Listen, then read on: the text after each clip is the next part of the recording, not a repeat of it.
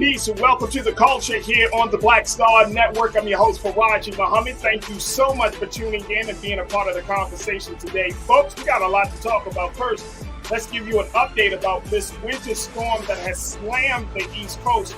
We'll bring your thoughts and your ideas into the conversation as we talk about what's going on from Buffalo all the way down the coastline. It's crazy right now. And I hope folks are staying safe, but we'll bring you the latest. Also, let's talk about immigrants being bused to Philadelphia, as well as immigrants being bused again to Vice President Kamala Harris's home. We'll have that conversation. Plus, let's talk about the cultural implications of Kwanzaa, how the White House has acknowledged the week-long celebration. And I'm just wondering, is there any way that we can start truly living the principles of Kwanzaa? And I got to talk about how hip-hop artist Meek Mill has done something special for the holiday season. Stay with us, all of that, and of course, your thoughts and a whole lot more on today's edition of The Culture right here on the Black Star Network. Let's ready to go. I'm ready. Woo!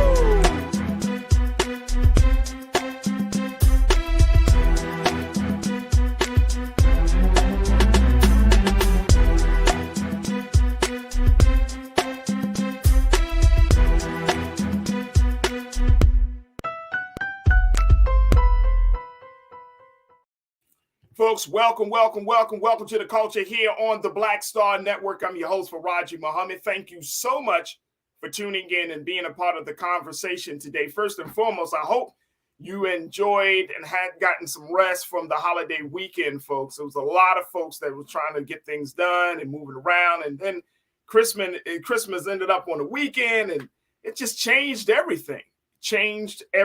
And not only did it change everything for how people moved around, it changed how people are able to travel. Now, if you have not heard, there has been a major snowstorm that had slammed the East Coast all the way from New York all the way down to the coastline, and places that you did not expect that would actually got cold, like places such as Atlanta and other spaces and other cities around the South. But the big story is that this winter storm has done a brutal beating on the coastline. Let me just bring you up to speed on this situation, and then we're going to be checking in with one of our online culture crew members, Taylor Ferguson, to get her take on it. And she's in Pennsylvania, and had to deal with everything there. But check this out, folks. That this storm, the death toll right now, according to the latest reports, we're looking at 52 people have died as a result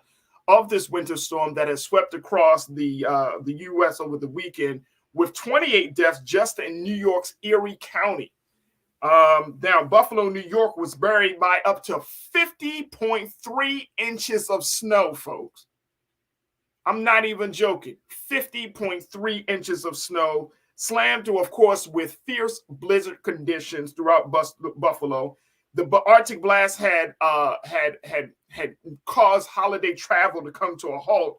3,000 flights have already been canceled as of today, this afternoon. So flights cannot move around the country. You're talking about Southwest, Delta, United. Flights have all been canceled at least until the end of this week, December the 31st. So for those who are traveling, who are trying to get back home, trying to prepare for the next phase of the holiday season, which is the celebration of New Year's, it has been a wreck, absolute wreck. But our hearts and prayers, first and foremost, go out to those who have lost a loved one in this winter storm. I want to bring in online culture crew member Taylor Ferguson. She's checking in from Pennsylvania, from Philadelphia. Taylor, good to see you once again. How are you? I'm good. So the situation in this storm, I know I moved from the East Coast to the West Coast, Taylor. So I know there's a lot to be said about that, right? I'll let you slide because we're on TV. Thank you. I'm telling you, I checked back to family back at home in Baltimore. They were looking at like single digits for the weather. 7, 8, 9 degrees. Some days 12, 13, 14 degrees. I'm blown away by the massive storm. And it just feels like it doesn't matter how many times you might put out alerts and warnings. It doesn't matter how many times you try to tell people to get prepared. this thing still hits you in a way that you almost feel shocked and surprised. What's been happening in Philadelphia? So first, it was a whole bunch of rain. Like, it was like basically flooding type rain. Like, it was really, really bad. The first couple of days, it wasn't cold, but it was like cold. Like, I can't really explain it because it was like really cold, but it wasn't like extremely cold yet. Right. But then once the weekend kind of slid through, it went like the temperatures dropped drastically. Like, it went from, I think, 30 something to 12, and then overnight it was like 5. For Saturday and Sunday, it was like in the negatives. Like, it was like 4, but then it felt like -2 outside. Wow. Like, puddles would be out there, and the moment you go right back outside, it would be like a frozen sheet on top of it. Like, it was really, really cold. It didn't matter how many layers you had on, you were freezing. And it was really crazy. Like, it was unexpected, but I mean, it was really, really cold. We got a couple showers of snow. And then towards the end of it, it was like, I don't know, like the weather was on its period or something. Because one minute it was snowing, the next minute it was raining, the next minute it was sunny, next minute it was cloudy. And it was just like, okay, can you make up your mind? Yeah. This is and some people would ever go as far as to say, Taylor, that this is kind of unprecedented. I mean, I don't know if that is the case, considering that it's still winter. I mean, it is winter. This is the winter time for a lot of cities, especially on the East Coast. So I don't know if it's unprecedented, but what we see in Buffalo, I mean, you have 50 inches of snow falling in a single city during a weekend period. Now, that may be historic. I believe that and I read the reports over the weekend, it was saying that this is one of the worst snowstorms in Buffalo's history for the past 50 years. Take a look at some of these images, folks. I mean, I could not imagine. And if you are in Buffalo right now, again, my heart and prayers, but most importantly, follow the directions, folks. That this situation is not something to be played with. And I'm blown away to see 50 inches of snow falling on the ground. I would not know what to do. I don't care whether I'm in Los Angeles or Baltimore. 50 inches is 50 inches. I don't know what to do. Now most of your family are in Philadelphia, or are they like in different parts of the country? I have family here. I have family in Virginia. Okay. And I have family in Florida. So I know in Virginia it was kind of bad, but it wasn't, or at least in the part that they were in, it wasn't as bad. Yeah. But in Florida, I know that they were kind of going through it a little bit. Yeah. First they had like those hurricanes that were coming through, and now this is kind of just like, I want you to come back to Philly. Like, that's all that I can think. Just come back to Philly. Right. And I think the other part is, and then we're going to go take some comments from our online culture crew, but I think the other part that we got to look at is the impact that this has had on the airline industry. 3,000 flights have been canceled as a result of it. Folks can't even move around. They're stuck. Essentially, people are stuck in airports because so many flights have canceled. Take a look at this, folks. This is coming from CNN. This was updated just earlier this morning. Where Southwest is dominating share of cancellations within, into, or out of the United States since yesterday. 73% of those flights were canceled yesterday, 87% today, and they're expecting 99% being canceled tomorrow, Taylor. So this is just from Southwest. So many people use this airline. I mean, they have the rates, they have the incentives, and all of those great things. But this is the airline that is really feeling the brunt of this winter storm. Yeah. I think that's crazy. Yeah, absolutely. And, I have been in situations and over the past, couple of years, traveling back and forth to California. We've had, and this was before any crazy weather, we had to we had a flight cancellation for 2 days. Oh. And it felt like 2 years. You know what I mean? You're like, okay, yeah, the airline put you up in a hotel, but you still don't feel like at home. And my heart really goes out to all of those folks because, when you want to get home, you want to get home. And it's just that simple. It's just that simple. Look, we got to take a quick pause. When we come forward, let's take some comments from Online Culture Crew members. Folks, y'all are checking in, sharing your thoughts, sharing your stories, and we would love to highlight what folks are saying. So stay with us. We got a lot to cover here on The Culture, right here on the Black Star Network.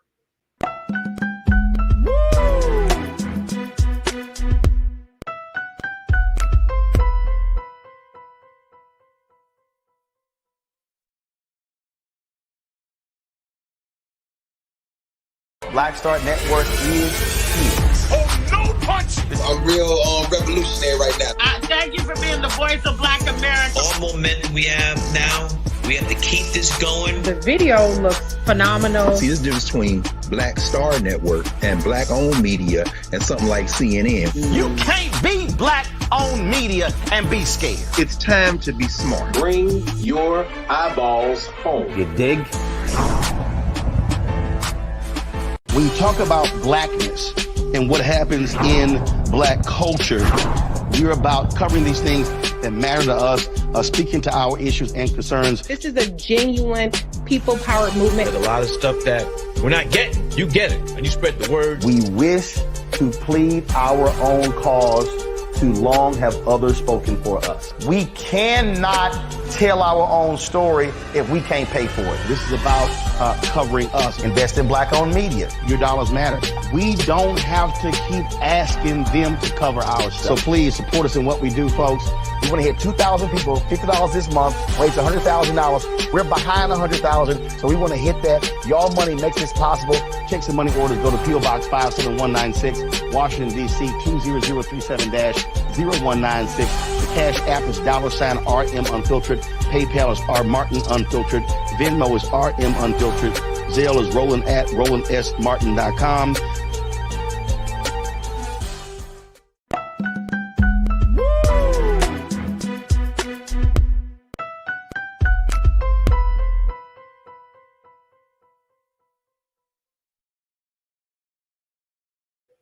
All right, folks, we've been giving you an update on this winter storm that has slammed the East Coast, where cities across the coast are still trying to figure out how to manage all of this snow, especially in the state of New York, where in Buffalo, where they have experienced 50 inches of snow over the Christmas weekend. And officials are trying to figure out the best ways that they can dig the city of Buffalo out, as well as other cities across the country along the East Coast. And many people are just jammed up, especially in the airports. Thousands of flights have been canceled as a result of the winter storm. Now, we saw that Southwest Airlines has put out a word that's saying that some of these flight cancellations will cause people to be held up for at least 4 days. 4 days, folks. I want to bring in Online Culture Crew member Taylor Ferguson. She's an activist, and she's checking in from Philadelphia right now. 4 days. That's the word that's been put out to the public, Taylor, about Southwest. Now, again, Southwest is just one of the many airline companies that have to make some major changes. United, Delta, all of your major airlines have basically stopped their stop with the flights, and even going into some of the big airports such as Atlanta's airport, which is a major hub for the country, especially on that side of the country. You have Dulles and BWI in Baltimore, and so this has caused a lot of heartache, a lot of headache, a lot of pain for a lot of people who've been wanting to get home to celebrate New Year's celebration. And here's the other thing very quickly, Taylor. When you talk about climate change in this country and people don't understand how serious the situation is, just reflect back on what's going on in this storm. This is a result of the climate. Yeah. And we're seeing it more and more. The weather is becoming more and more unpredictable than I would say over these past 10 years than they have probably been over the past 20 to 30 years. I just have never seen weather like this before in my life. What's your take on that? I feel like if the snowstorm that was in Texas and Louisiana and all down there in the South wasn't a wake-up call to you, then I don't know what will be. Because the fact that it was so icy and like so frozen in places that are usually like 100 degrees, that should have gave you a wake-up call that climate change is an actual thing. But I mean, since it doesn't affect everybody doesn't see it that way. So if you're on the East Coast and you're seeing it now, that should definitely be like, okay, since when was it going to be -5 degrees outside? Since when was I going to see 50 feet of snow outside of my door, let alone have to shovel it? No, that's a big question. That's a big question. And I think that's why we need to have a bigger conversation about climate change. And, I know that a lot of young people, especially, the next generation like yourself and others are saying like, you know what? I don't want to have to deal with this stuff when I get 30, 40, 50 years old. We need to figure something out. Let's go to some of the online culture crew and hear what they got to say, because folks are checking in right now. Ming Lee, Natasha Surge, you shared this story, which is a very unfortunate story. And I think that we may hear more stories like this, unfortunately, where you said, I heard on the news this lady's husband had a heart attack and the ambulance couldn't get to him. He died. The wife stayed in the house 2 days with her husband's dead body before she can get help. Wow. That's traumatizing. I mean, it's wow. Absolute wow. Jeez. Ming Lee, thank you so much for sharing that. And that gives you that right there, Taylor. For me, it is not just a snowstorm.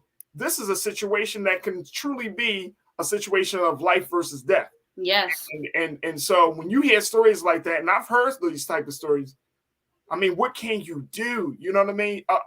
Our condolences go out to that family for losing that man. That's traumatizing. Oh, yeah, no doubt. And you have to stay in a house with the body. With the body. And that can decompose. I mean, it's... Imagine the smell in that house. I could not imagine. Conscious Thoughts, you checked in and said, what the U.S. experienced weather-wise was the exact scenario of the movie The Day After Tomorrow. Climate change is real, and Mother Nature is echoing her fury to us. Very real. Super real. And you still got some people that might say, well, this was a fluke. And I'm going to say, oh, this ain't no fluke. I think, unfortunately, Taylor, we may see more extreme weather. And they said, when you look at the Farmer's Almanac, when you look at some of those weather scientists and other folks who study nature, they say each and every year, things are not getting better with Mother Nature. Things are actually getting worse, right? Because of the stuff that we as human beings do to the earth. Yeah. So Mother Nature has a natural purification process. Mm-hmm. And then so when man comes into the picture and we just disrupt the natural and make it unnatural, Mother Nature say, oh yeah, it's not good at all. You got to remember that when you about to throw that bottle away. Remember that. Yeah, definitely. Absolutely. Janelle, you checked in. Janelle, you said The Day After Tomorrow, the film, is a very accurate description. No area is going to be safe from the effects of this. Here's the other part about that, Janelle, that I think that we all need to consider. And this is something else taken into 2023. The cities that are most affected, like Buffalo and other cities, they're going to have to pay for the damage. That's going to come out of your taxpayer, your pockets, my pockets. Any type of natural disaster damage, somebody's going to have to pay for it.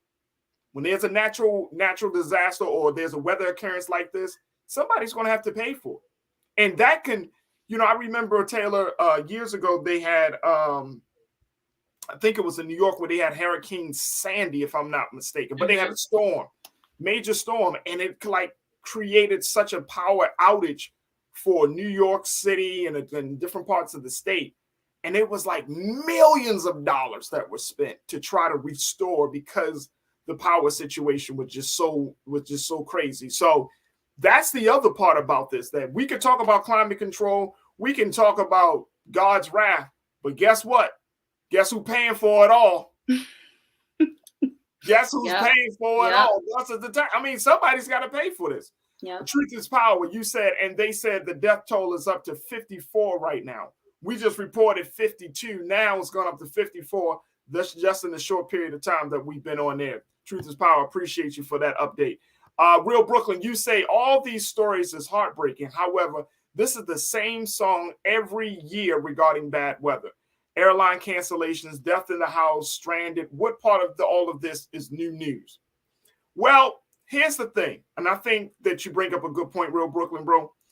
I think that, Taylor, we should have conversations like this just because it kind of serves as a reminder that there are human beings that are affected by this. Like sometimes I think when we talk about, weather occurrences, natural disasters, we talk about it in a very very distance way, as if people's lives aren't upended as a result of these things. Mm-hmm.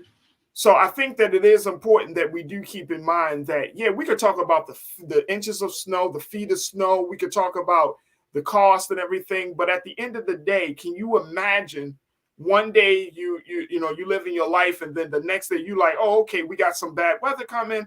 We'll close the doors, boom, boom, boom. And then you wind up and it becomes this whole other thing. And it becomes this life-changing event. Yep. That you will never forget. Yep. And then it serves as a marker for this life. So it's like before the storm of 2022, after the storm of 2022. You know what I mean? It becomes this whole other thing. It takes on this new identity. What's your take on that? So it reminds me of how I used to live in New Orleans, and I had to hear all about everybody's Katrina stories since I was, I didn't really know firsthand how everything was going. So when I finally got down there and I spoke to people who were like there for it, or let alone see how the environment looks after the fact, it's just like, it's so much pain, suffering, money, and effort that has to go into that just for the aftermath. And it's like, I'm sure that the people who live there did not expect for it to be that bad. The same with the other hurricane that happened last year. I don't remember the name, but I was there for that one. And coming from the East Coast where it's not really situations like that, and then going down to South where there's things like that, I was panicking because I was just like, I just went from being in my apartment, being with my dog, chilling and, rocking out, to now I have to get all of my stuff and evacuate, make sure that I unplug my things so that, my apartment doesn't catch on fire. Like it's really a life change. It's really something that you could never expect. And it does get downplayed a lot. It definitely gets downplayed, especially if it hasn't happened to you. If you're not somebody who's been affected by things like that. Like, yes, there's things like that happen in Florida, but it's also people in Florida who haven't experienced that before. If you get what I'm saying, like they're in a part of Florida where that hasn't happened. Yeah. Yeah. So it may get downplayed, but it's definitely a serious thing. Weather is crazy. Yeah. Yeah. And it makes you feel, it's one thing to have a situation that really impacts and affects your life where you feel like you could have stopped it, right? Mm-hmm. You know what I mean? If you're the victim of a crime or something where it's a little bit more manageable and understandable, like maybe I could have intervened, maybe I could have did something different. It's another thing that when you have a situation like this and you literally are helpless, you don't have, there's nothing that you can do. There's not enough boards that you can put on the windows. There isn't enough coverage for your body. There isn't enough. I mean, there's literally nothing that you can do. You are only hoping and praying that you're going to get through this moment. Yep. Right? Because nothing that's going to be done. There's no power much greater than stopping snow from falling. As technologically advanced as we are as a country, we haven't stopped the snow from falling, the sun from shining, and from rain from drizzling. From falling, yeah. Right. We haven't done nothing. So you really are helpless, and it's a very, very interesting place to be as a human being, thinking that you got control. And then in moments like this, you don't have control. And then when you lose a loved one, it takes that lack of helplessness, that helplessness to a whole different space, to a whole different level. So it is absolutely interesting to see how this thing plays out. But again, our hearts and prayers go out to those who have unfortunately lost their lives in the storms, and to the families who've had to deal with this. Not only are they trying to dig themselves out, but now they got to grieve about the loved one.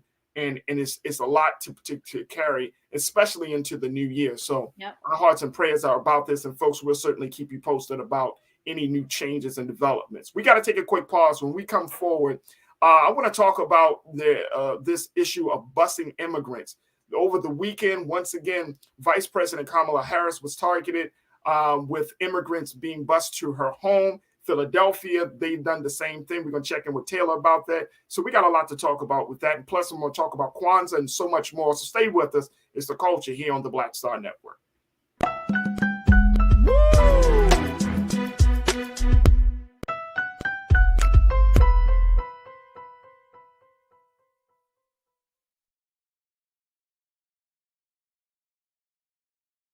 Hi, I'm Dr. Jackie Hood Martin, and I have a question for you. Ever feel as if your life is teetering and the weight and pressure of the world is consistently on your shoulders? Well, let me tell you, living a balanced life isn't easy. Join me each Tuesday on Black Star Network for A Balanced Life with Dr. Jackie.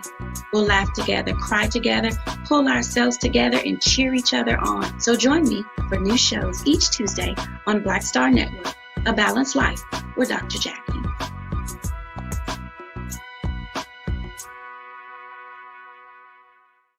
Black Star Network is here. Oh, no punch! I'm real revolutionary right now. Thank you for being the voice of Black America. All momentum we have now, we have to keep this going. The video looks phenomenal. See, there's a difference between Black Star Network and black-owned media and something like CNN. You can't be black-owned media and be scared. It's time to be smart. Bring your eyeballs home. You dig?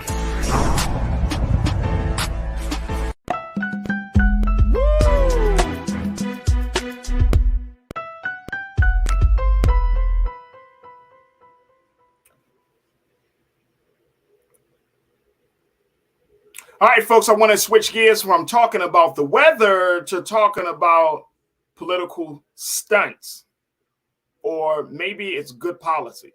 We don't know. But the issue is that as we have been reporting and talking about over these past few months of this year, one of the big political conversations has been what to do with immigrants coming to the country. And we have known, we know that in certain states like Texas and Florida, those governors there have made an effort to take people who have migrated across the water into the country and use them as a political prop to send them to places that they don't know where they're going, and to make a political statement in the process. We saw this was happening with Governor Greg Abbott of Texas. We saw this was happening with Republican Governor Ron DeSantis of Florida, and it continues to happen. Well, over the weekend, folks, it looks like this continues to be a political trend, as once again, Vice President Kamala Harris was greeted with a number of immigrants that was bused to her home this Christmas. And many people are wondering, well, what's the end goal here? What statement is going to be made here? Now, not only did that happen to the vice president, but we also are seeing cities such as Philadelphia and other cities that are saying, well, maybe we need to figure out a way to place these asylum seekers. So now Philadelphia welcomes more asylum seekers from Texas. Here to give us some insight on the politics and the behind the scenes conversation about this crazy way of dealing with immigration in this country. We've been checking in with activist Taylor Ferguson, who is in Philadelphia, to give us some updates. Taylor, what is going on in Philly? How did Philly get brought into this? So just like you said, I honestly think that this is a political stunt. Yeah. I feel like because the governor and the mayor know that we do not really like them that much, that this is kind of their way of making them look better, because they're advertising it as they weren't being treated right. They're dealing with turmoil. So coming here, they'll be welcome to shelters and food and a better life and things like that. So I feel like it's honestly just so that they look good. I do think that it is a good thing to bring them here, or to bring them to any place where they'll actually be sheltered and, taken care of. But I do feel like Philly wasn't genuine, like Florida. So when you say Philly wasn't genuine, first of all, give us some backstory on this. If the Philly mayor, the mayor of Philadelphia, the state, the governor of Pennsylvania, you're saying that they have actually agreed to this? Yes. Yes, they have. The governor he he stated that this was something good for them and that they'll be given hospitality and shelters and things like this, and that they have been working on this since the summertime, which is true because they did bring it up around the summertime. It wasn't really as big of news then, but it is news now. And I won't say that the mayor's fully into it, but I feel like it's something that he's going to take advantage of because of the fact that it can make him look better. Like I said, I don't think that he's fully into it because he's another story. But I feel like the only reason why he's okay, or he is, I guess, tolerating it, is because of the fact that it will make him look good.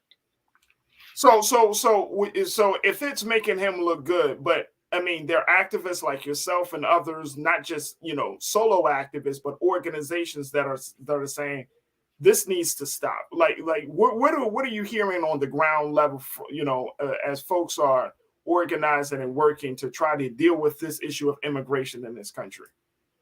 Well, there are some immigration organizations that have, put money and put effort into this. For example, like I said, they have been working on shelters for them, making sure that it's easier for them to find their families, food, just regular human necessities. They're making sure that they have them. And then, it's also the people who don't know what's going on. Like the news is on, but are you really listening?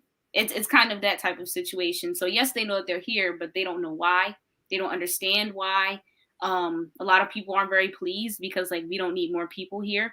Some people are confused because it's like, I mean, Philly is going through a whole bunch of gun violence right now. So why are we bringing more people here? We're already going through a crap ton of crime. So why are you bringing people who are going to be completely confused as to where they are here? So it's really just a mixed group. It's a whole bunch of people who just it's mostly confusion. That's really right. So these were 3 buses that were sent from Texas. They brought about 140 asylum seekers to the city last week, and then not only are they bringing them to the city, but there were children aboard one of the buses. So there are families that are there. What is the mayor planning to do? Where is he planning to put them? Because I know that in some cases they talked about, the city having a partnership with the hotel, putting them in hotel spaces. Is that the solution? And is that the short term? And then what's the long term as far as you understand? So from what I'm getting at, all that I see is that they have placed shelter for them. That's all that they're saying is shelter. So we don't know what that could be. That could be putting them up in a detention center. That could be a regular homeless shelter. It can be so many things. So all I see is shelter. But I feel like this is just a short-term situation because they're sending some people to shelter, and then some people actually have family here. So they're telling you, go be with your family. We don't really want you here, but go be with your family. Make less work for us and go stay with your family. I don't know if it's a hotel thing. Like I said, I think it's just they're putting them up somewhere just so that they're here. How long? As far as you know, any timeline has been determined? Not really. I think it's just so that you figure out what you want to do. Because I really don't think they want you in Philly. Wow. Yeah. This is crazy. And folks, I want y'all to check in as we have this conversation talking about immigrants being bused to Philly. This is just the next another incident of this situation, of this political strategy. And I don't even know if it's a strategy, Taylor, to be honest with you. I feel like this is just let me share why I have the sentiment. Because Governor Greg Abbott went on record to say that he was doing these unscheduled drop-offs in sanctuary cities in the Northeast, including Philadelphia, to ease pressure on the border state like Texas. but there's no like. Where's the conversation? Like, where is? Hey, okay, let's figure it out, because that just doesn't make any sense. So you don't want to put an extra people in Texas, and there are a lot of people in Texas. Texas is like the outside of California. California has 39 million people in the state of California, which is on the decline. Texas, according to the Census Bureau, is looking at 30 million people. So this is Texas is the second largest state in the country. But if you're trying to ease pressure, why did you? I mean, it just seems like there's so many questions. Why did you allow this to happen? Why do you think that an unsolicited bus drop-off is good versus another place closer to Texas? It's just a lot of questions on this, Taylor. I told you, publicity stunt. I'm trying to tell you. And how did this work out? I mean, and the fact is, and I think this is interesting, Greg Abbott is a Republican. So let me just say, I think some people are probably like accepting, like, okay, they're going to do some wild stuff. Mm-hmm. But the mayor of Philadelphia and the governor of Philadelphia, they're Democrats. Am I correct? Tell me if I'm wrong about that. Aren't they Democrats? You're right. But I mean, just because of what you are doesn't mean that your actions are going to show that that's what you are. You can be a liberal, but still be doing things on the, you're not. So. Look, we're going to take a quick pause. When we come back, I'm going to hear from my online culture crew to get their take on this, because folks are talking about it. Folks, stay with us. We got a lot to talk about here on The Culture, right here on the Black Star Network. Stay with us.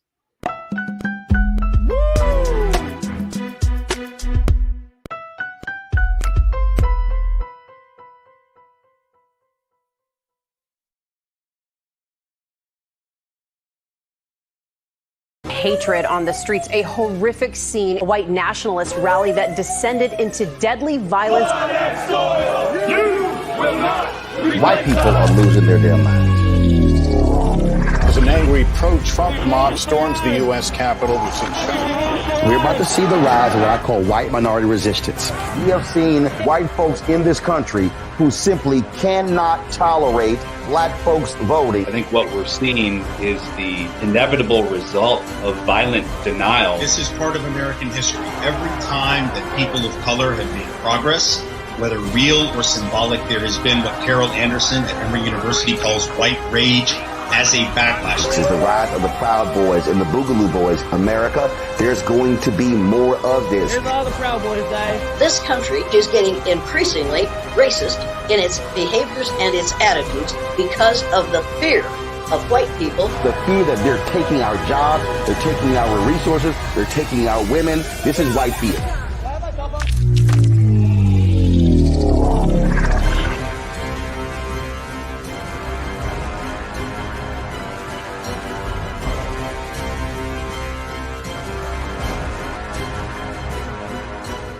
Black Star Network is here. Oh, no punch! I'm real revolutionary right now. Thank you for being the voice of Black America. All momentum we have now, we have to keep this going. The video looks phenomenal. See, there's a difference between Black Star Network and black-owned media and something like CNN. You can't be black-owned media and be scared. It's time to be smart. Bring your eyeballs home. You dig?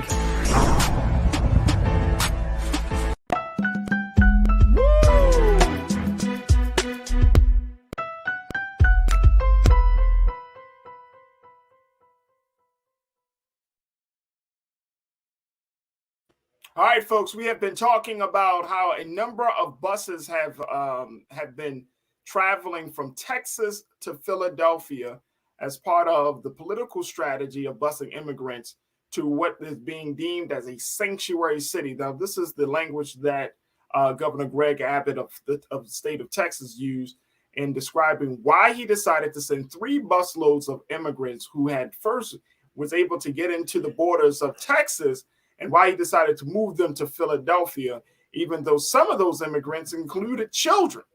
He's saying that he wanted to ease the border, the pressure on the state of Texas And he thought that Philadelphia would be the best place to send these immigrants that have migrated across the waters. Wow. That's what we're doing with people now. Let's bring back in activist Taylor Ferguson, who is in Philadelphia, as we have this conversation. This is the crazy part. This is really like, and I mean, I'm wondering. It was reported, and I think that this I think there's this black woman who brought this up. She said her name, is a person that says Blanca Pacheco of the New Sanctuary Movement of Philadelphia brings up some valid questions, saying what is hard right now is it would be really good to know what languages are people speaking, where are they coming from, and treating them in a human way, and this is not happening. I think Blanca just summarized my sentiment exactly, Taylor. Like these are still human beings. And you know, in the conversation around immigration and discussion in this country, we act as if just because you're not quote unquote from America, that you're less of a human being. Here in Los Angeles, you can't roll like that. You know, you cities across this country are becoming more and more diverse with so many different people, right? Especially some of these big cities. Mm-hmm. And so you can't move throughout the city and act as if, oh, you're from, you know, El Salvador, you're less of a human being. Oh, you're from Guatemala, you're less of a human being. Oh, you're from the Caribbean, you're less of a human being. Oh, you're from Europe, you're less. You can't move around like that. Nope. And I think that's the other part, that there is a human element that's missing from these conversations where immigration policy is determined, but then, you know, and then political stunts like this are made, but then you really forget, like, these are people who believe in quote unquote the American dream, who risk their lives to come across the waters, knowing that there is the possibility that they could be sent back home or they could die, right? They get here and they try to seek asylum. And one of our culture crew members brings up the fact that you know, you got to ask this question, you know, what are they running from? And then that will cause you, Taylor, to go into looking at what's going on in these countries, right? And more importantly, what role did America have in creating the conditions where people want to flee their homeland? Yep. Now that's the part.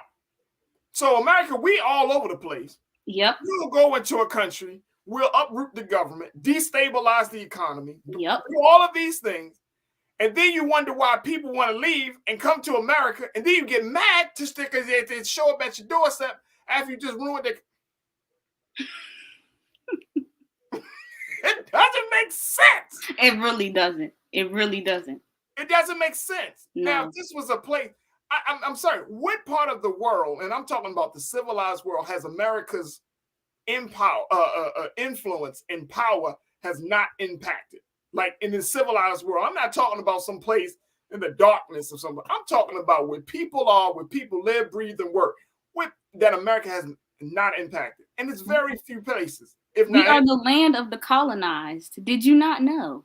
We are known for colonization, and that is what we do. Exactly. So I think that that's the other part of this. Is like the immigration conversation is missing. Like, okay, why are people seeking asylum in this country, right? What are they running from? Great.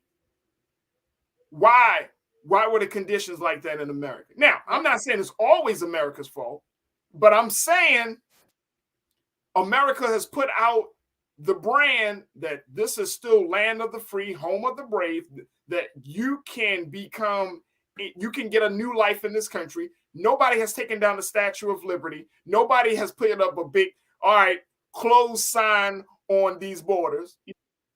Well, somebody tried, but he's not here anymore. So. Right, he's not here, and he probably won't return. So hopefully, I mean, we don't know what's going on. All right, let's go back to hearing what folks are saying about this situation.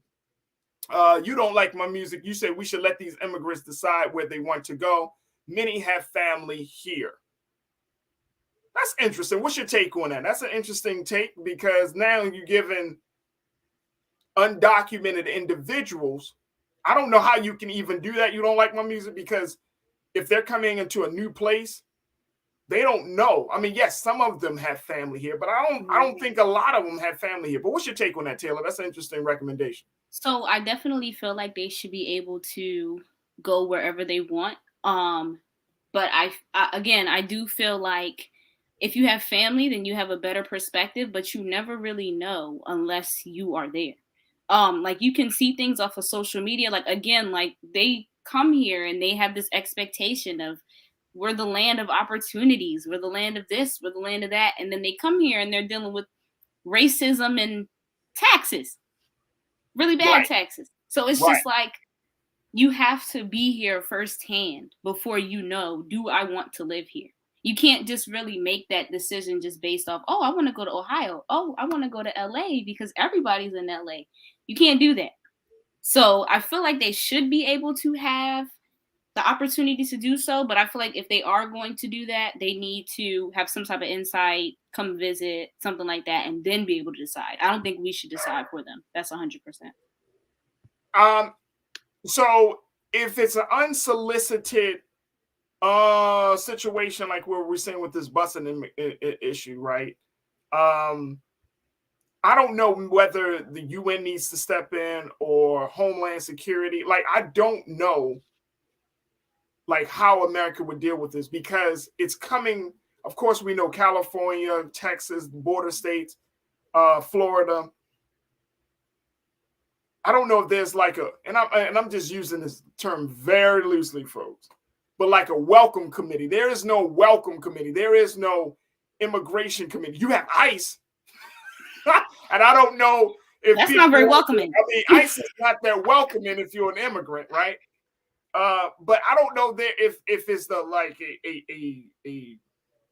a person or a group of persons or even an agency that can really just like, okay, we got these folks coming in. And then, you know, of course, immigration policy changes because of whoever's in office, right? The president that's in office.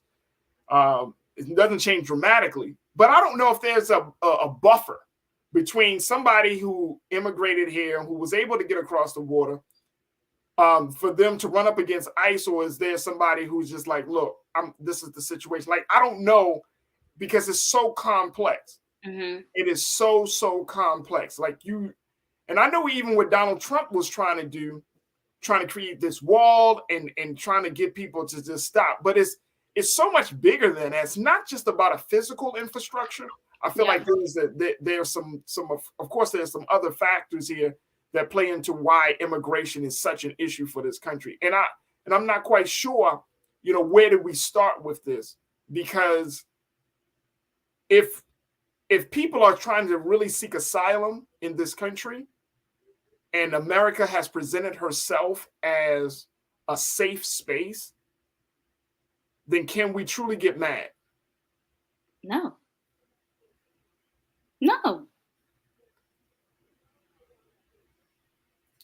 That's the part about it. Like, can we truly get mad? All right, let's go back to our online culture crew. What is this? Zelensky is a clown?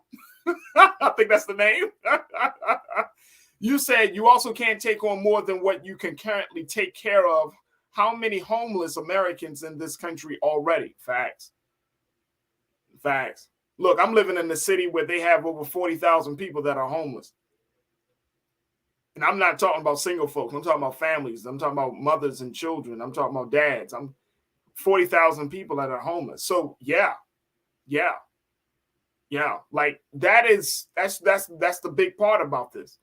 And so I think that is going to be the other part about it, because real quick, Taylor, the long-term implications of bringing people in, like a city like Philadelphia, you're going to have to house them. You're going to have to find them education. You're going to have to feed them. You're going to have to essentially take care of them for the next 5 to 10 years. They may be able to add to the economy of the city. They may be able to add to the workforce, but you have to deal with it right then. You can't start shipping. If we have major cities, the mayors and governors start shipping people out of the country, that's going to create a whole nother problem. So did Philly give any indication on how they're going to deal with this?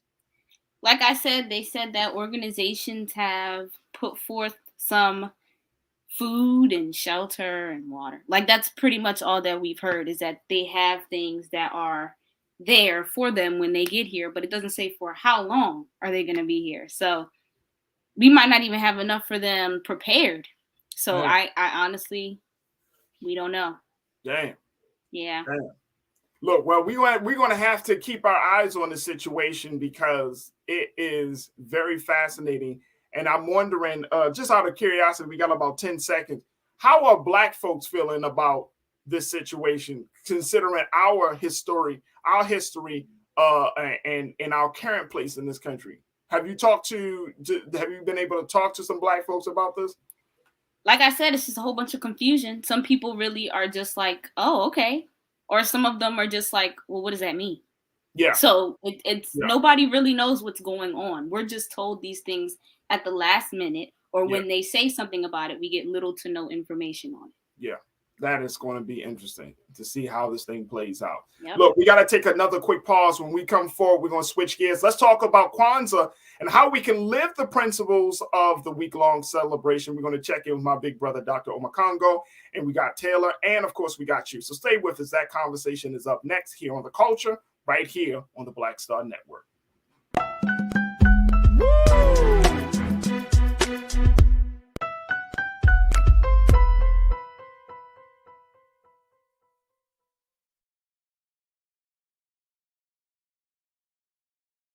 Pull up a chair, take your seat. The Black Tape with me, Dr. Greg Carr, here on the Black Star Network. Every week, we'll take a deeper dive into the world we're living in. Join the conversation only on the Black Star Network.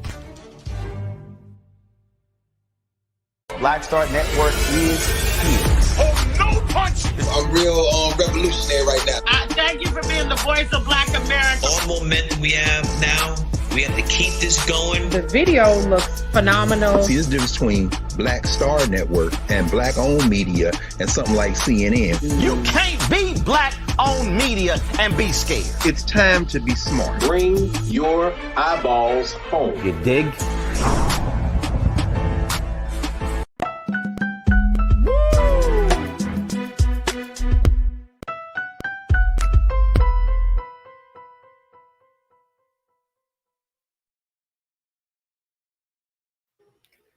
All right, folks, welcome back to The Culture. I wanted to have a conversation about the great celebration of Kwanzaa, which is a celebration, the final week of the year, a celebration that has been around since the great Dr. Malanga Karenga, established Kwanzaa as a way for Black folks in the country to learn and to get rooted back into key principles of community and family. And this has been a celebration that has grown in popularity. I remember as a child, back in the 80s and the 90s, Kwanzaa was sort of like an underground celebration. Now it has taken on national prominence, even so much as the president himself putting out a message of support for those who are celebrating the week-long celebration. Let me just share with you what the president said. And then we got my brother, Dr. Omakongo Debenya, and we got Taylor Ferguson, and of course we got you.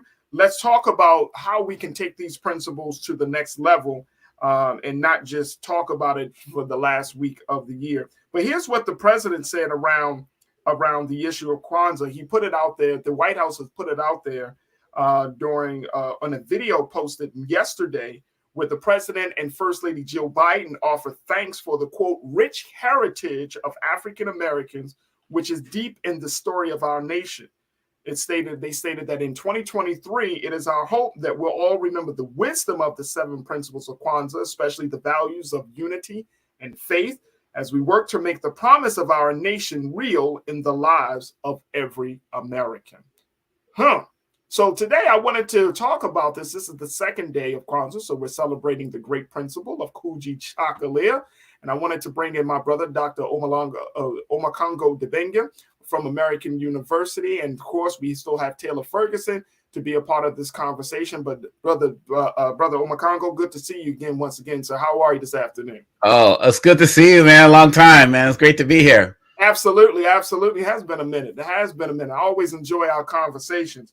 So, big brother, let's talk about this celebration. And it has kind of gained some popularity over the past few years, right? It hasn't become just like this cult following of Black folks that has said, oh, we're going to do this. This is a national holiday, even though it's not institutionalized, quote unquote, as a national holiday. There isn't any major like shutting down of businesses. You know, the government never put out a proclamation or a declaration saying that. Yeah. But it is recognized as this. First and foremost, is that a good place to be? Or should we be happy that it has somewhat of a national prominence to it? It's like a double-edged sword. You know what I'm saying? It's like when I watched the statement by, the president as well as the vice president, yes, people can feel like there's a superficial nature to it. But at the end of the day, the quest for Black people in America has been a quest for recognition. How long have you on your show and all of us, Roland Martin show and everywhere else, had conversations about things relating to reparations and all of these things that we feel like America owes us, which they do, don't get me wrong.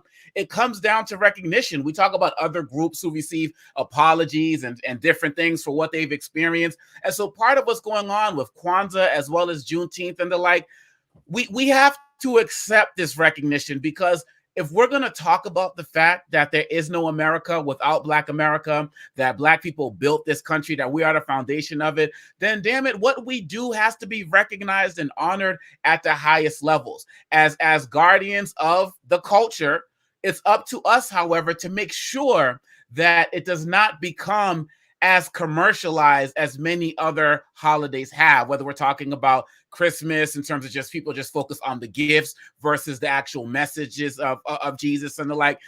We need to make sure that we guard that in our quest to make sure that we're getting the recognition. Absolutely. I want to play the video, and I know my team, they got the video now of the president. Let's play the video, just a little bit of what President and First Lady Jill Biden said about this national holiday. Jill and I wish everyone a happy Kwanzaa. During this celebration, millions will gather with their families to reflect on the struggles and triumphs of the past and look towards a brighter future. With each candle you light, we hope your home is warmed by the laughter of your family and friends. Your hands are inspired to creativity, and your heart is filled with determination, faith, and love. We give thanks for the rich heritage of African Americans, which is deep in the story of our nation. In 2023, it's our hope that we'll all remember the wisdom of the 7 principles of Kwanzaa, especially the values of unity and faith, as we work to make the promise of our nation real in the lives of every American. May your Kwanzaa be blessed with hope, peace, and light. Jill and I wish everyone a happy Kwanzaa. During this celebration, I'm gonna be honest with you. That's interesting. That's a good word to describe it. I mean, you gotta think about it. Like, how many times have we seen, the president and other members of Congress, or whatever, do happy Hanukkah things, Merry Christmas things, Thanksgiving things, and we've thought, what about Kwanzaa, right? And then when we see it, we can't get mad when they do it. So I'm glad that they did it. Man. No, look, bro. I am with you 100%, and I think it shows a lot of growth. You know what I'm saying? Like it shows growth, right? That's right. Because we have historically been marginalized and put aside, like you said, in our celebrations and in those times where we wanted to be seen. And so for the president, for First Lady to put it out there, I mean, it's like Okay, that's interesting. But I felt like it's, of course, it's needed, it's necessary. You got a lot of black folks in this country who are now at a space, I think, big bro, who are celebrating Christmas and Kwanzaa. That's right. And it's important that people know that, because it's important that people know that because, you know, Christmas is a religious holiday and Kwanzaa is a cultural holiday. So there are many black families across the country and anywhere in the world who have adopted Kwanzaa, who celebrate both. And, you know, Dr. Jawanza Kunjufu wanted a celebration and an honoring of our culture. That's why he placed it the days from the 26th to the 1st, because he wanted it to end on the new year, on the first day of the new year, to start us off in that principle of faith. And so I know it's harder for us to get that kind of national recognition because of everything going on as relates to Christmas and its history here, but he was very strategic in where he wanted the days to be placed. And so we have to honor that. And, you know, some of us in our community think that it's a replacement for Christmas. Never has been and never will be. Yeah, and I you know, I want to make the correction because I said Dr. Malana Karenga, and you just said Dr. Jawanza Kunjufu. So no, you're right. No, that's my mistake. I was just no, it's absolutely yeah. I'm just like, wait a minute. I thought one of absolutely Dr. Malana Karenga. Dr. Karenga, please forgive her, brother. I was just talking fast. I was just talking fast. I was like, all right, maybe it was me, but that's cool. No, we corrected each other. That's good. That's all good. That's what you just saved my career, right? But look, you're absolutely right. Like there was a key reason why, and I think that if for families, especially black families, we have to include that as a part of the conversation, right? And it's, I remember growing up, like I say, in the 80s and 90s, where it was like almost a war between the two. It's like, no, I celebrate Christmas, you celebrate Kwanzaa, you ain't real. And then it's like, now I'm so happy that black folks can embrace both. Because I think, to your point, one of them is talking about religious holidays, and one of them, you know, Kwanzaa could be celebrated by any black person, regardless of your religious affiliation. It's about principles of community and family.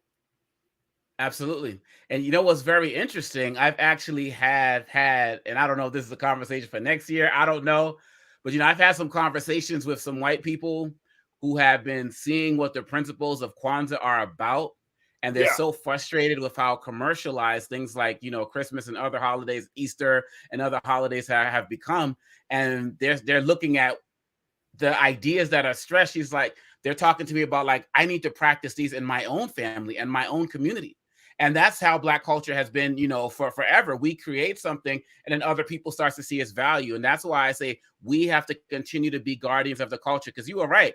When people talk about, oh, Christmas versus Kwanzaa, and that also had to deal with a lot of black identity when we're going from, you know, Negro and color to Afro-American and African-American, people saying, I ain't African, I ain't Afro-American, I'm black, this. So we've always had these identity struggles. And I think at the end of the day, Dr. Karenga wanted us to understand that we have more things in common than we do that separate us. So let's come together and recognize those things first, and then move on with our foundation. That's, you know, the mat, the makeka that people put on the Kwanzaa display, like I have downstairs, you know, that's the foundation of everything that we build on for those who are into the, you know, who know about the Kwanzaa displays. And so all of us have that foundation and we just need to celebrate it. And there's nothing wrong with people who choose to do both.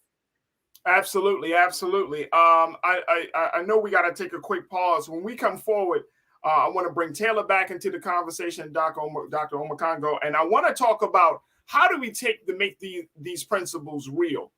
And I'm saying, like, today we're celebrating self-determination, Kujichagulia, but I'm talking about for black families in this country at this time in 2022, how do we live these principles and make them real? I want to have that conversation up next. So folks, stay with us. We're continuing the discussion on the other side. You're tuned into The Culture here on the Black Star Network.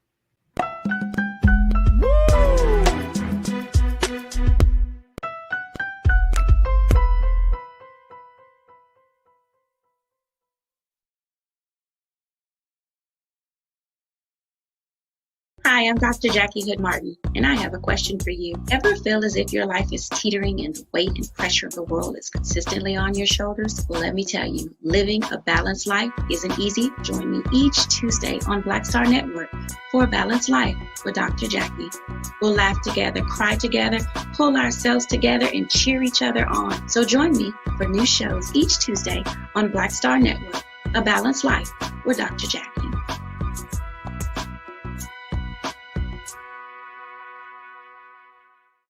Black Star Network is here. Oh, no punch! I'm real revolutionary right now. Thank you for being the voice of Black America. All momentum we have now, we have to keep this going. The video looks phenomenal. See, there's a difference between Black Star Network and black-owned media and something like CNN. You can't be black-owned media and be scared. It's time to be smart. Bring your eyeballs home. You dig?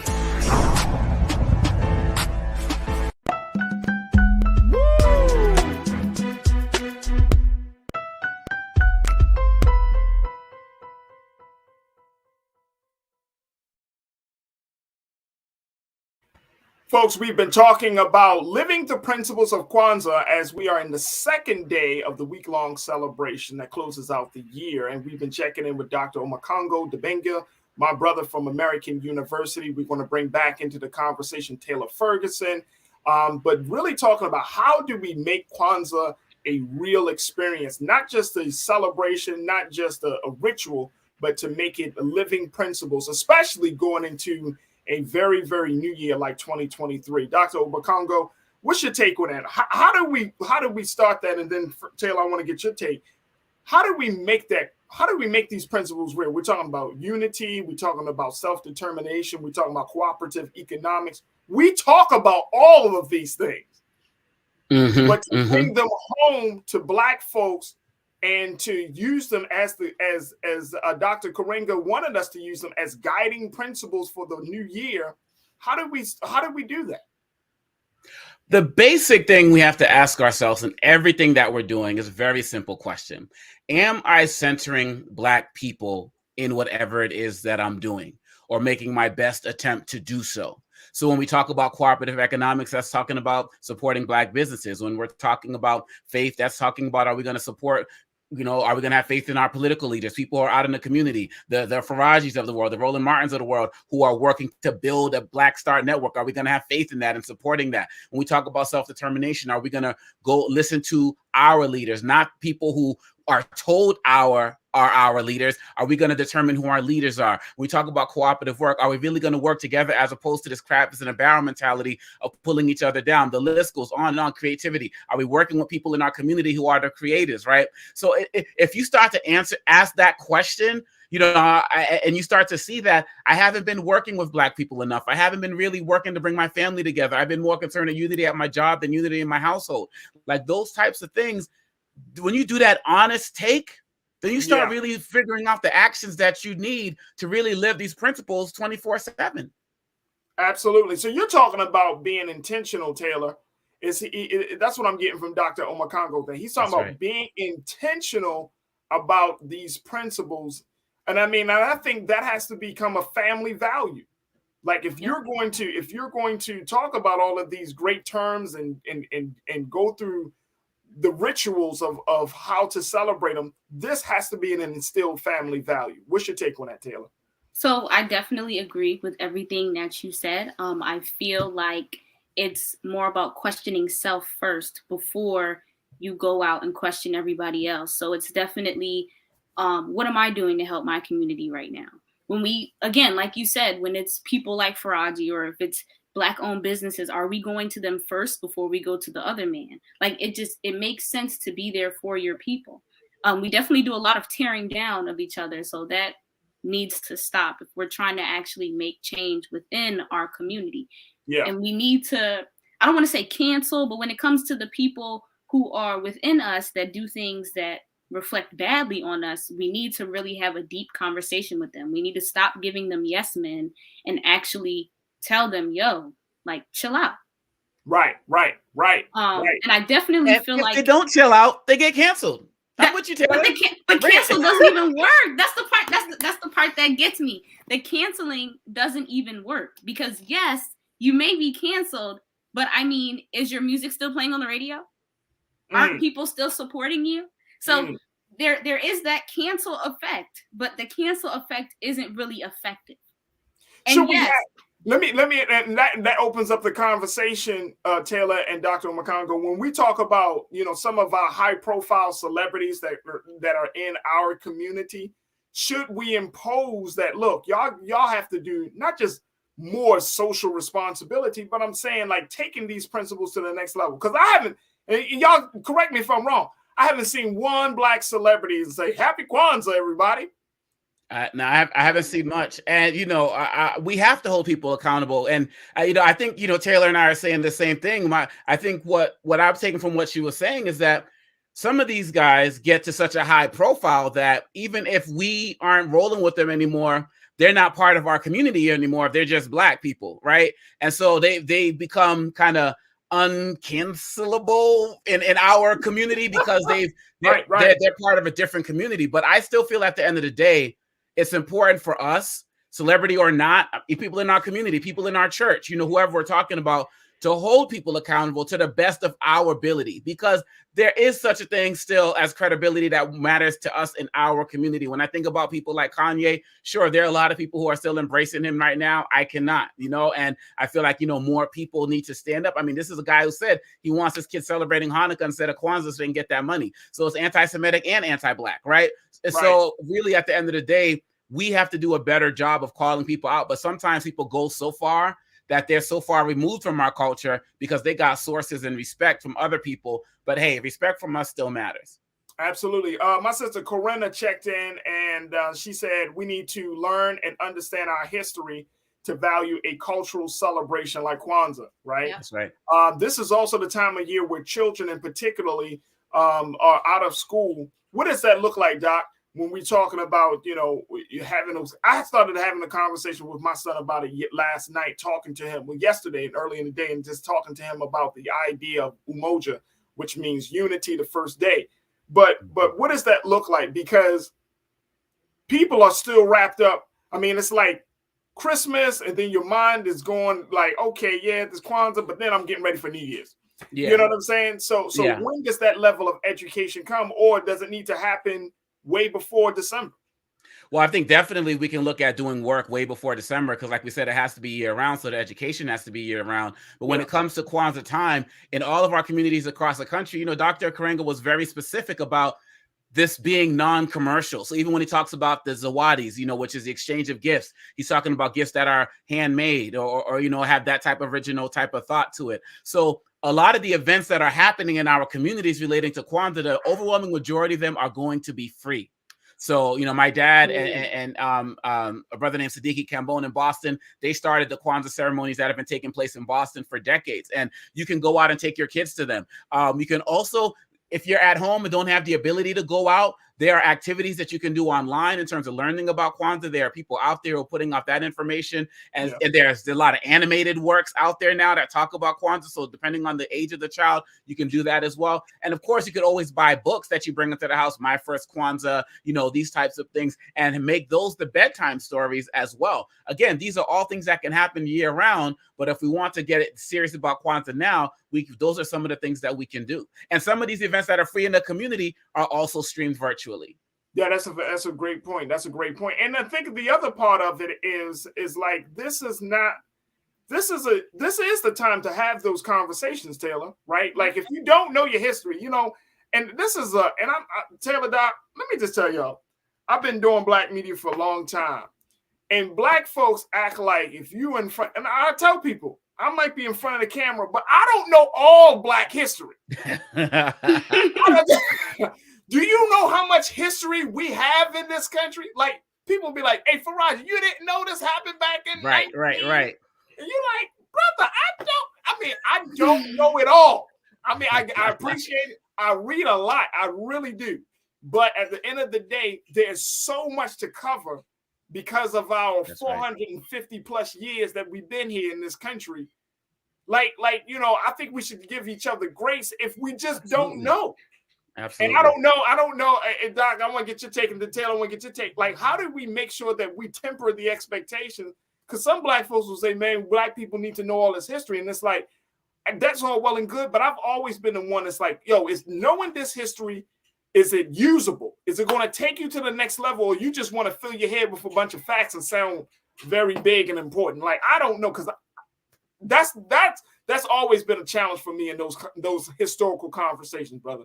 Yeah, absolutely. When we talk about, Ujima, when we talk about collective work and responsibility, we got to work on building collective knowledge.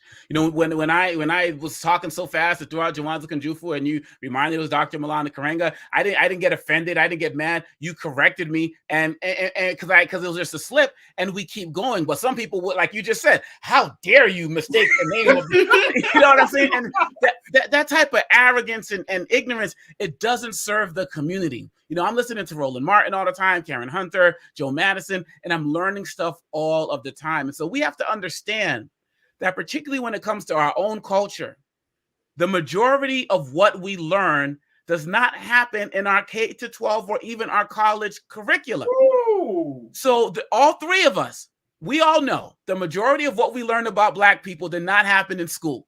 So depending on where, a lot of us, in my generation, we learn more Black history from hip hop. So right. So we have to understand that everybody's in a different space, and I got most of my history from my parents.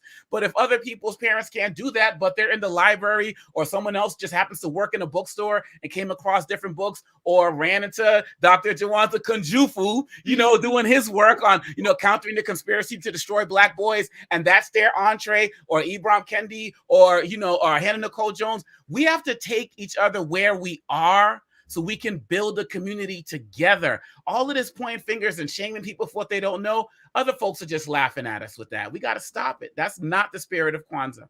Yep. Hey, Taylor, what's your take on that? Like, and I mean, as a young Black woman, you're learning, you're involved in the struggle in a lot of ways, but, understanding that this thing called life and learning is a process. It's a journey. It's not just a destination.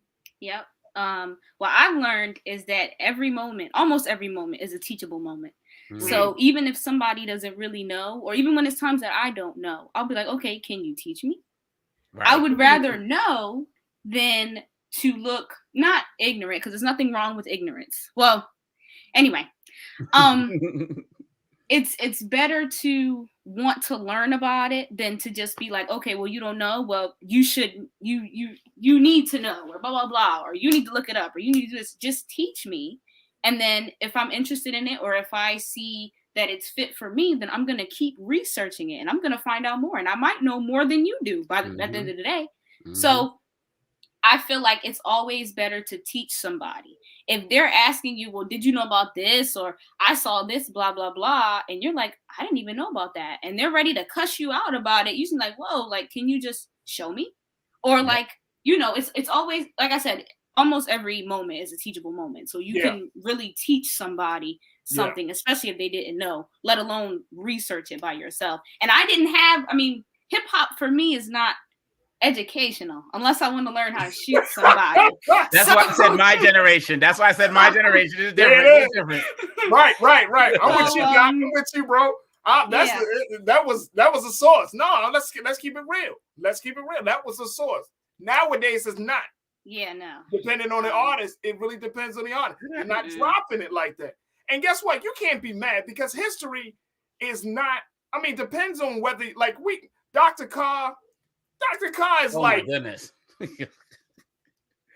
Greg Carr is brilliant. Oh my gosh. Like Corinna just said, oh, he knows all Black history. I'm sure he does. Like, he studies this, right? But we need scholars like him, right? Because when an artist hears him, he can listen to the show, hear Black Table, hear Dr. Carr on RMU, and he's so inspired, and he'll drop. And do you know he'll drop a hip hop artist will drop 1 or 2 bars about something relating to Black history, and that will automatically. That's how powerful the medium is that it will spark a desire in the person listening to want to learn more. Yeah, that's how powerful hip hop music is when it's used in a very, I would say, in a more progressive and a much more, better form than to weaponize violence. It's we can't get mad at the music. A lot of people got conscious through Public Enemy, KRS-One. A lot of people got conscious through Eric B and Rakim. A lot of people got conscious through a lot of different artists, and that's okay. I never understood why people get mad at how you got conscious. The fact that you are conscious or not conscious should be the conversation, not how you got conscious through music. Yeah, I got conscious through music. That's why I ain't hit you in your mouth. But when you mentioned Dr. Carr, one of the things that also is important to understand is that the elders have to make sure that they're reaching down. I mean, Dr. Carr was doing stuff with interviewing Tupac on stage, back in the day. He was always invested in young people. I mean, he's at Howard, invested in young people. When I listen again, Dr. Madison or Roland Martin with, all of his interns and things, right? So, the elders, when our elders are gone, that library is closed, right? So when I listen to, Dr. Joe Madison, I'm hearing Dick Gregory because Dick Gregory is one of his biggest mentors. He knew Dick Gregory since Joe Madison was 16. So I'm hearing the knowledge get passed down. When I'm on Roland Martin's show or watching Roland Martin's show and all the stuff he's seen, he's passing knowledge down to people. So the elders, and I'm not saying Roland Martin's an elder. I'm sure he probably would reject that, but I'm saying, but they have to make sure that they are doing, those who are older are making sure that they're grabbing the young people, young, however you define it, 15 or 40, and making sure that they're doing the work to pass that knowledge down, because we're losing so many of our elders, popular and not so popular in our communities, who have all of this institutional knowledge about things. And if we don't get it from them, many of, like you said, we're not, Taylor said it, we're not getting it in the music anymore. And we already know, depending on the state we live in, we're not getting it taught in our schools. We never really were. But now it's even worse, in terms of the bands that are happening in school. So all we have is the culture. All we have is the community. And all we have is the knowledge that we pass on to each other. Right. And we got to make it important. We got to make it cool. And some people may not like me saying it. At many levels, we got to make it sexy. Whatever it takes for the knowledge to be passed on. Hey, Doc, you are absolutely right. Taylor, why are you laughing at that, man? I thought that was kind of funny. You gotta be sexy, man. Hey, look, history gotta be sexy. There's a whole network that makes history look sexy. Wow. You gotta tell stories, right? And then you're more apt to, some people, when they see those stories on the History Channel or when they see them in documentaries, it just helps. I mean, we're all different types of learners. So history has to be made sexy in some ways. Hey, Doc, I truly appreciate you. And I'm so happy to have you on, because in our next segment, we're going to talk about our hip hop artist that is doing his part to help people. But I appreciate you so much, Doctor, for joining us. Dr. Omokongo Dibenga checking in from American University, talking about living the principles of Kwanzaa. Thank you, Doc. Appreciate you, brother. Thank you. Y'all take care. See you, Taylor. Absolutely. All right, folks, we got to take a quick pause. When we come forward, let's talk about hip hop and doing some great work. So let me share with you what one hip hop artist is doing to change the game for women that have come home or who have been incarcerated. We're going to have that conversation up next. Stay with us. It's The Culture here on the Black Star Network.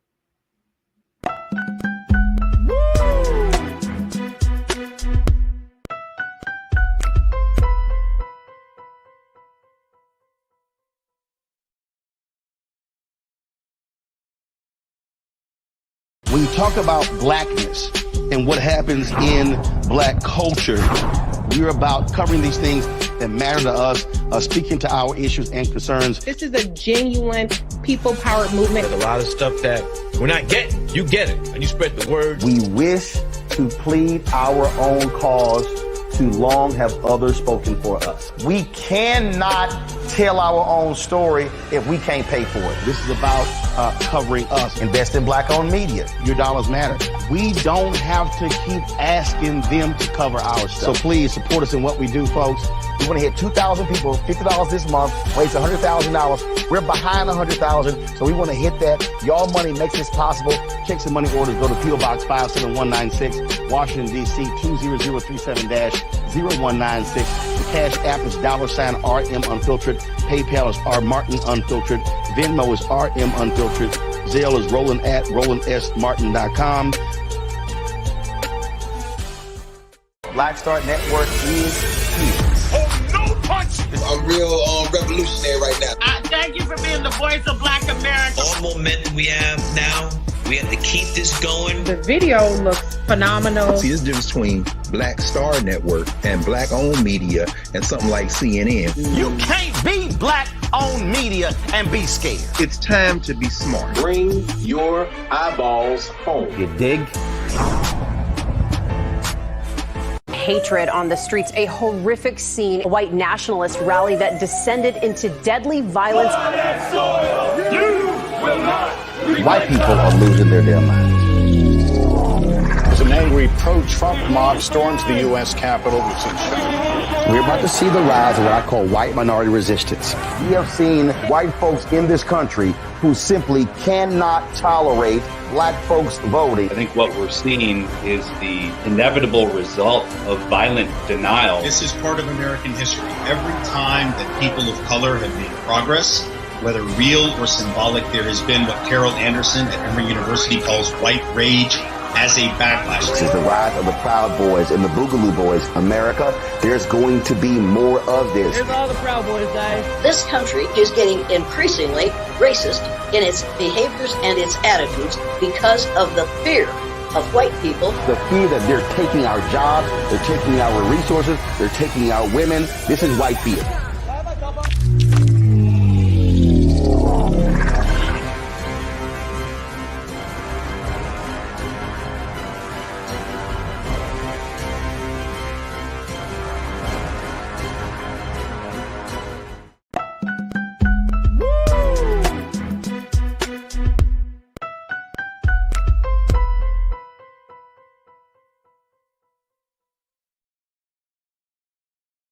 All right, folks, welcome back. Wanted to have a conversation as we just talked about the importance of living the principles of Kwanzaa and the impact that music plays in folks understanding their history.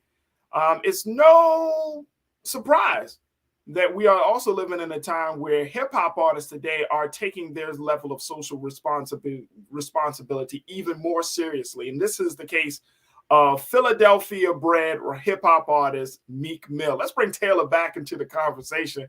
And she's from Philly, and I know she appreciates this conversation. Taylor, Meek Mill. He's a guy. I've been watching Meek Mill, and of course his career has kind of catapulted. And I've seen his career catapult within the past 4 years. He has really grown in his space and more level, and I would say more importantly in his consciousness. He is, of course, being from Philadelphia. He talked about the street life for many years in his music, but then after a while, that started to change. The tone of his music started to change.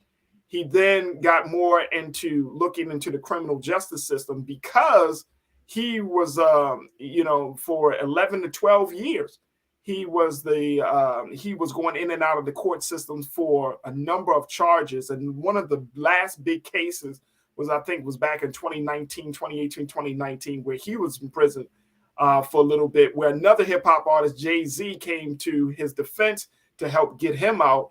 And so him and Jay-Z started the Reform Organization, which is the organization to look at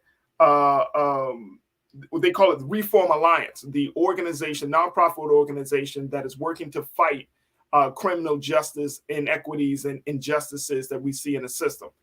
He has now announced that he has officially paid for the bail for 20 women so they could spend the holidays at home. And this is according to Reform Alliance organization. Take a look at that, folks. The women were incarcerated at Riverside Correctional Facility in Philly, and they were unable to afford bail. 5 of the women were released on Saturday. 15 more will be released in the coming week. Each woman will also receive a gift card to purchase groceries or gifts for the holiday. And Meek said that his donation was informed by his own personal experience with the criminal justice system. He said, quote, "It was devastating for me to be away from my son during the holidays when I was incarcerated. So I understand what these women and their families are going through." What Meek Mill paying a bail for 20 women? All right, Taylor, what's your take on this? Now, I'm not the biggest Meek Mill fan, which is surprising, but Okay. I can say that I do respect this and that I really appreciate it. I think that it's a great thing that he did. I feel as if he did it for genuine reasons. I love that he went out of his way to do that, because I'm sure that, you know, right now, especially in Philly, the kids definitely need their moms, or just families in general, especially because of the crime that's going on right now. So to have them home for the holidays is definitely a great thing. Giving them money for groceries, though, now Right. that's all some you had good to do. stuff. That's great stuff. That's some And so, rich you know stuff. what? Meek Mill, I mean, of course, he's still an influential powerhouse in the hip hop game. But I'm seeing a change, and I know a lot of folks don't see this, Taylor. I know a lot of folks don't see that these artists today. I'm thinking of not DaBaby, Lil Baby. Okay. He was just awarded. He was given like a humanitarian award for the work that he does, and I think he's from the city of Atlanta, if I'm not mistaken. Mm-hmm. But Lil Baby here is, I think he's in his 20s. What, he about 23, 24 years old? I thought he was 22. 22. Okay, he's 22 years old, given a humanitarian community service award just recently because of the work that he does. Going back home, he does like these Thanksgiving dinners that he provides. He also gave a number of families laptops. I mean, there is something different.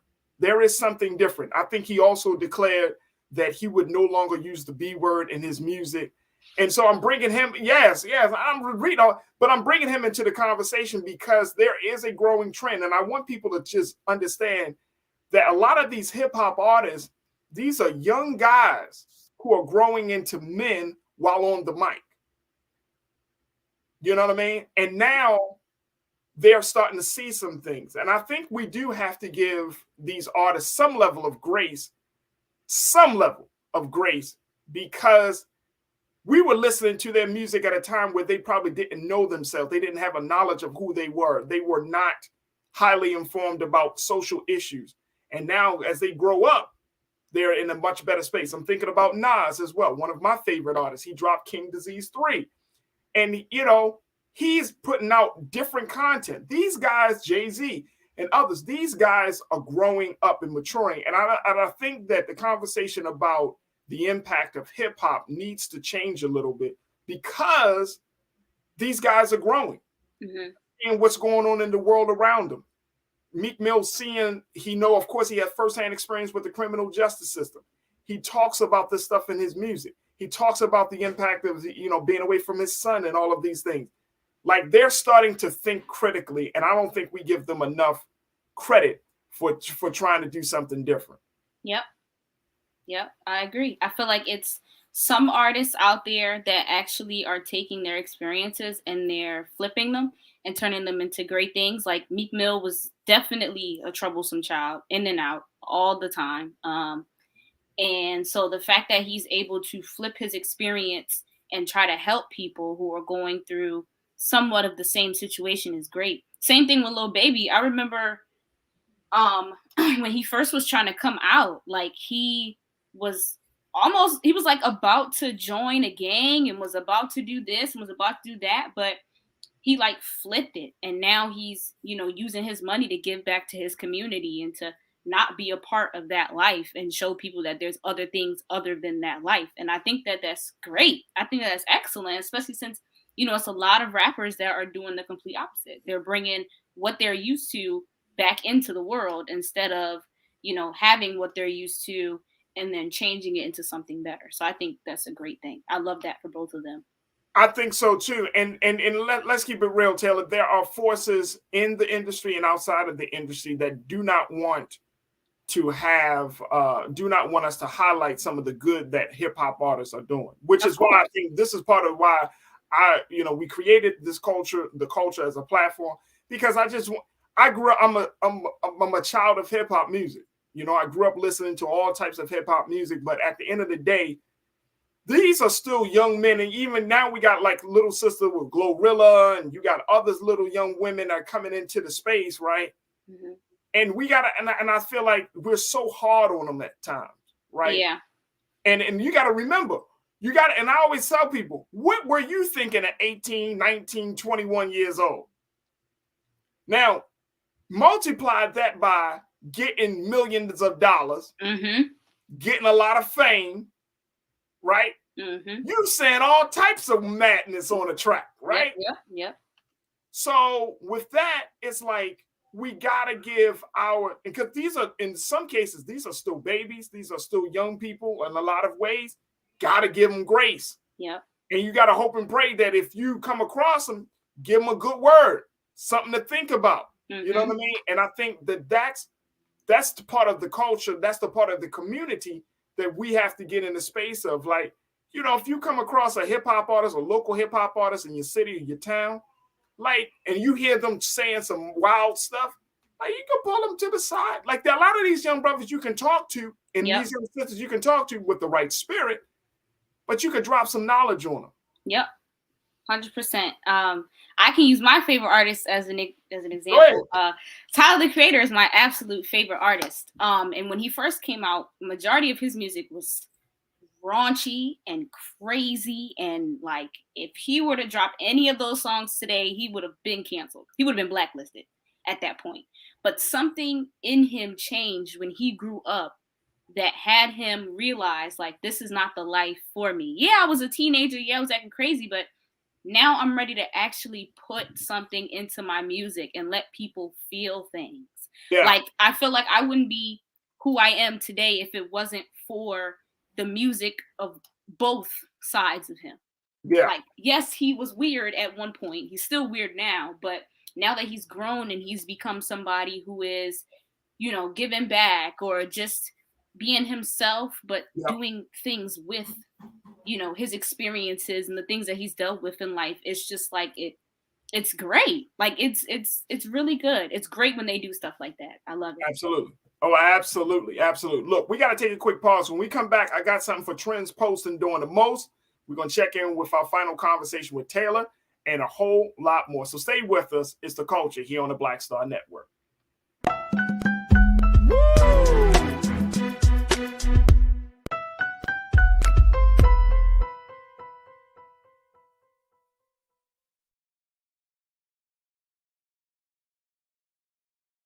Hi, I'm Dr. Jackie Hood Martin, and I have a question for you. Ever feel as if your life is teetering and the weight and pressure of the world is consistently on your shoulders? Well, let me tell you, living a balanced life isn't easy. Join me each Tuesday on Black Star Network for A Balanced Life with Dr. Jackie.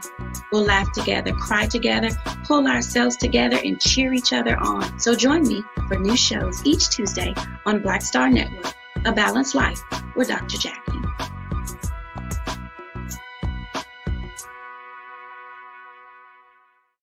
Black Star Network is here. Oh, no punch! I'm real revolutionary right now. Thank you for being the voice of Black America. All momentum we have now, we have to keep this going. The video looks phenomenal. See, there's a difference between Black Star Network and black-owned media and something like CNN. You can't be black-owned media and be scared. It's time to be smart. Bring your eyeballs home. You dig?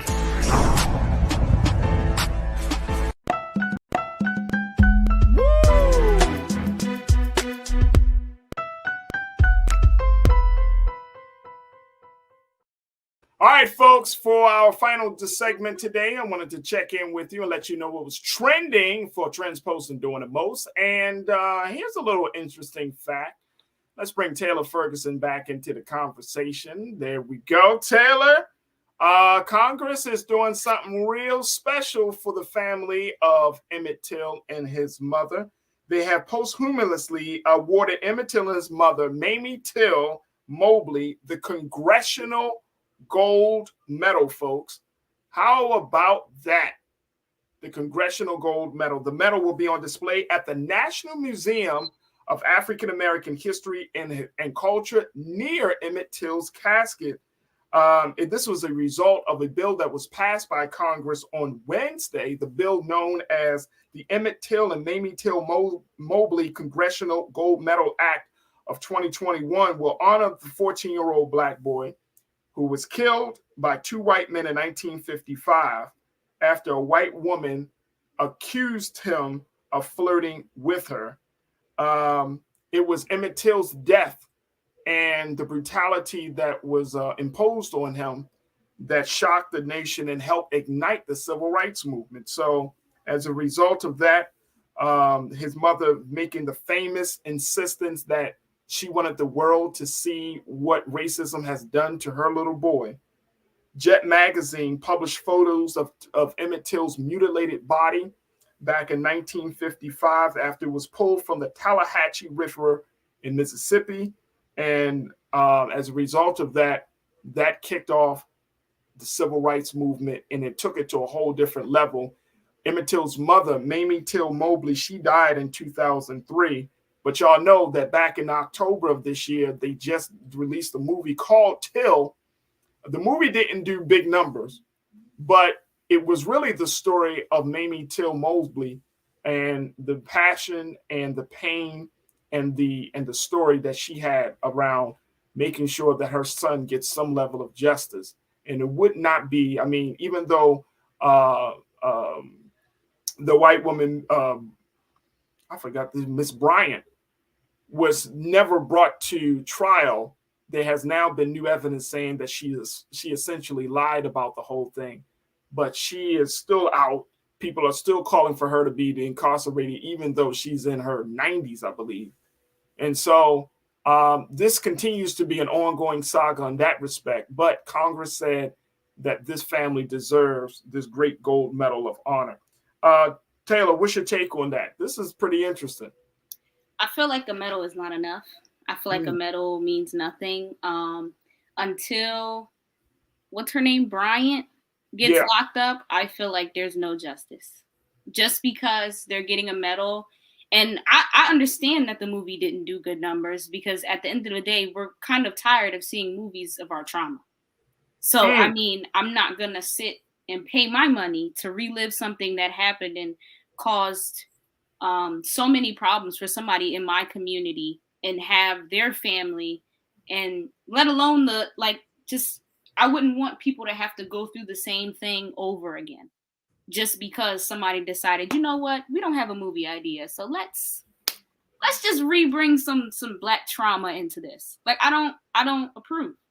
So that medal means nothing. That movie means nothing to me until that lady is served her justice. And yes, she's old, but were they saying that when Bill Cosby got locked up? Well, yeah. But I feel like they definitely said it when Bill Cosby got locked up. Yeah. But Carolyn Bryant, and I appreciate my culture crew. Carolyn Bryant is a white woman who never saw a day in prison. She never saw a day in prison.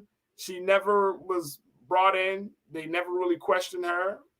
And as a result of that, Emmett Till died, but history was made. But you know, this is what America does. I mean, part of me is like, I think we already have a great respect for the life of Emmett Till. I think we already had a great respect for his mother. So I'm not surprised by this, congressional medal. I think that this situation should open the conversation about bringing people to trial after a long period of time. Like, shouldn't be any statute of limitation, especially on this. This is the trial that redefined and has shaped America. And to Miss Mammy's credit, it is the trial that has really saw. I mean, we've seen scenes of brutality. We've seen Black men and women being lynched. Mm-hmm. When you see a 14-year-old boy that was beaten as badly as Emmett Till was beaten, that picture never leaves your mind. Yep. And so, America still has a lot of, what's the word I'm looking for, Taylor?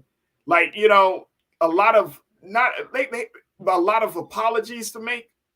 Oh, yes, a whole bunch. You know what I'm saying, around racism in this country. So I just think that, it depends. And then unfortunately it comes down to who's in office that depends on how it's going to play out. So that's the big part. It's like, you might get a Biden who does these things, and then the next president, they may not. The next congressional members, they may not. Yeah. So it's always up and down when it comes to Black folks' pain and struggle when it comes to this in relationship to our government. I feel like you can't count Joe Biden though, because you have to remember at one point Joe Biden was also racist. So I mean, can you really count Joe Biden?